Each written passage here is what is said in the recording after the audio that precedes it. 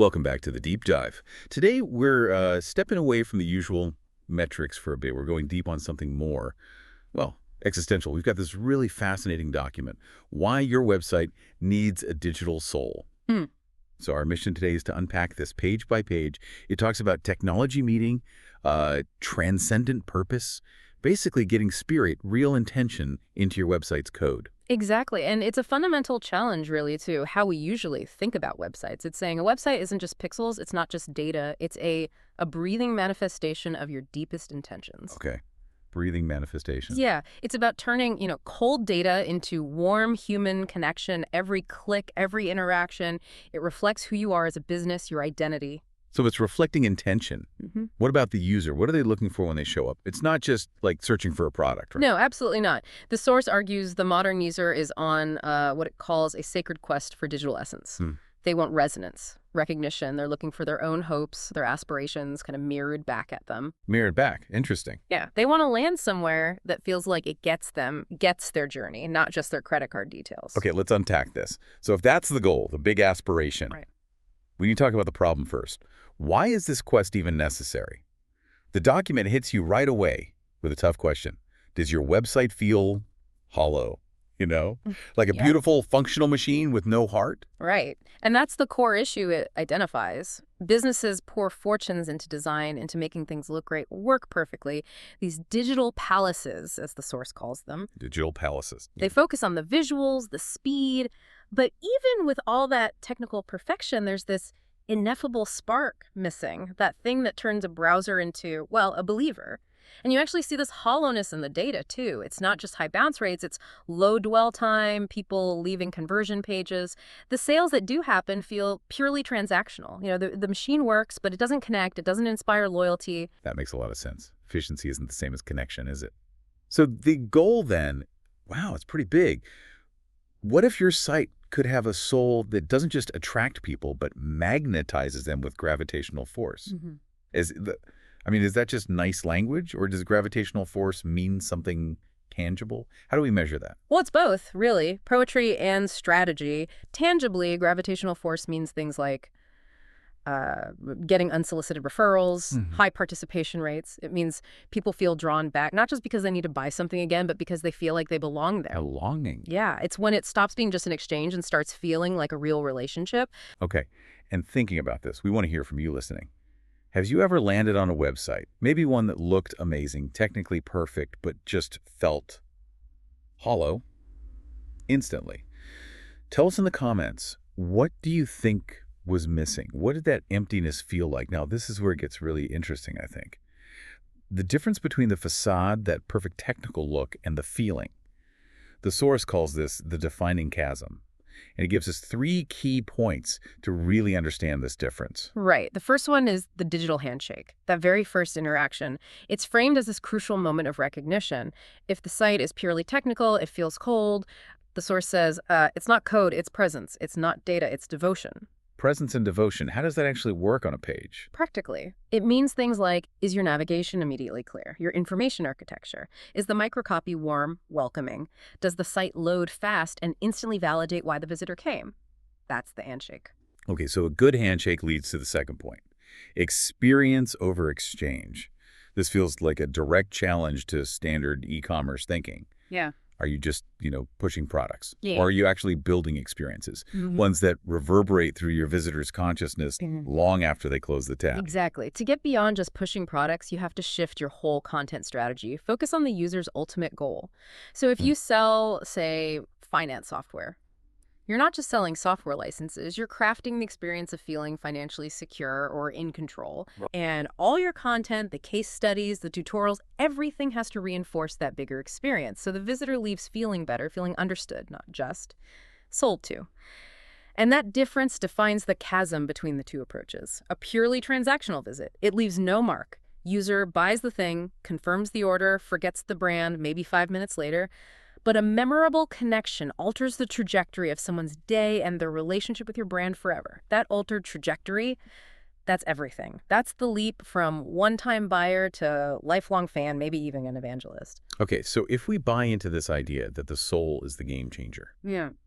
How do we actually build it? Hmm. The material gives 3 steps for creating that identity, moving way beyond just keywords and SEO. Step one is discover your true north. This means really looking inward. What are the deep, sacred values pulsing under the surface of your brand? And this isn't marketing fluff, not just taglines. If a core value is, say, accessibility, then your website has to live that. Clear fonts, high contrast, proper ADA compliance in every interaction. It has to be visible. Absolutely. If your value is courage, maybe the design needs to feel bold, decisive. Integrity needs to show up in your color choices, your language, everywhere. Okay, true north? Then step 2. This uses some strong language. Transcend generic calls. It actually calls generic CTAs calls to action spiritual pollution. Wow. It is strong language, isn't it? It's pushing back hard against weak, lazy calls to action. So how do we avoid spiritual pollution? What does the alternative, this authentic storytelling, actually look like on a button? It means ditching things like learn more or click here. They're Yeah. meaningless. If your audience has these unspoken yearnings, maybe for belonging, like we said, your button shouldn't just say buy now. It should maybe say something like join our community or start your transformation. It connects the action directly to the emotional reward they're seeking. It speaks to the deepening need, not just the transaction. Got it. Connect the button to the yearning. And the final piece seems to tie strategy to the tech. UX is personality. Yeah. The idea that user experience isn't just part of the brand, it is the brand's personality. Just made real, made tangible. Exactly right. When we talk UX here, we're talking about the tone of the interaction. Is your brand supposed to be fun, maybe a bit witty? Well, are there clever little micro-interactions, loading animations that make you smile? Or if your brand is serious, trustworthy?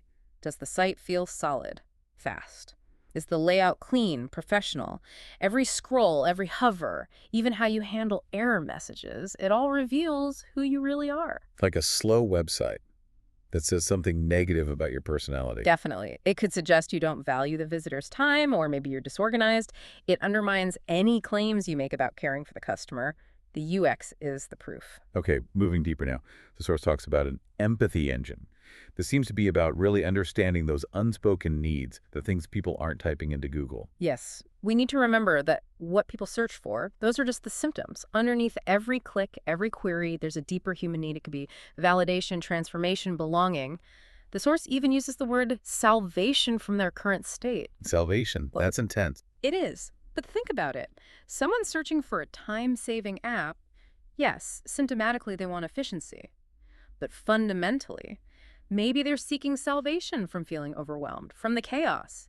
If you only solve the efficiency problem, you miss the deeper emotional connection. And this leads to an approach called design with prophecy, meaning What? predicting the future. Not quite like Nostradamus. It means anticipating questions before they're fully formed in the user's mind, offering solutions that feel almost uncanny, like you've read their innermost thoughts. Okay, that sounds powerful, but maybe a bit abstract. Could you give a concrete example? How do you design with prophecy? Sure, it's more than just basic personalization, like if they clicked X, show them Y. Prophetic design looks at behavior patterns. Say a user keeps visiting your pricing page, maybe scrolls up and down, but never converts. Prophetic design wouldn't wait for them to search for pricing comparison. It might proactively surface a piece of content specifically addressing common pricing anxieties or value propositions right there in their path. So it's about spotting the hesitation, the unspoken worry. Exactly. Recognizing their midnight anxieties, the things keeping them stuck, and offering help before they even have to ask. It feels like you truly understand them. And doing that consistently builds trust through demonstration. You can't just say you care, you have to prove it, pixel by pixel. It's all show, don't tell. You demonstrate, you get their journey, the pain points, their secret aspirations.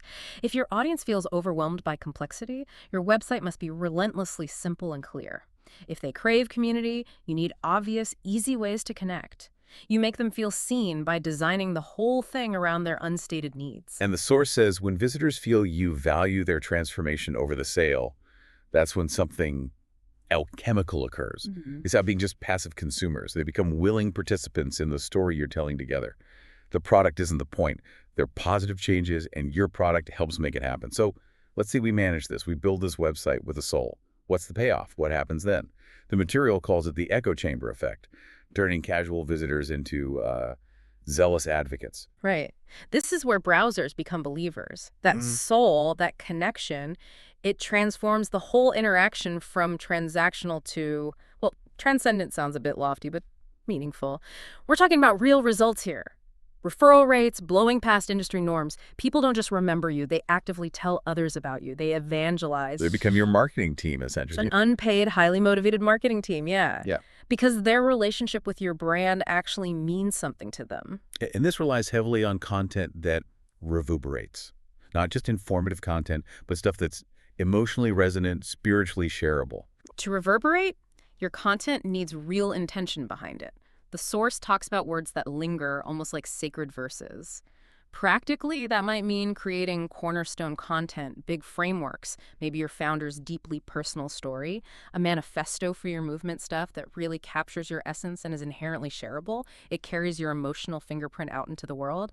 And the ultimate goal here is that participation becomes pilgrimage, moving people from just passively reading or watching to actively taking part. You're building a community, gathering people around your digital fire. That fire might be shared values, exclusive content, a forum, something that makes them feel invested, part of the ongoing story. Okay, so we build the soul, we get the echo chamber. Right. But how do we keep it going? Especially when, algorithms change, platforms rise and fall. How do you future-proof this? The material offers 3 core strategies for sustaining it. First, and maybe most importantly, unwavering authenticity. It calls us the only truly future-proof strategy. If you stay true to your core essence, your true north, you remain relevant even if the digital landscape shifts dramatically. People always seek genuine connection. So authenticity is the anchor. It is. Second is sacred adaptation. This is about balance. Yes, your audience changes, their needs evolve, you have to pay attention, adapt, use new tools, but you adapt while staying true to your core principles.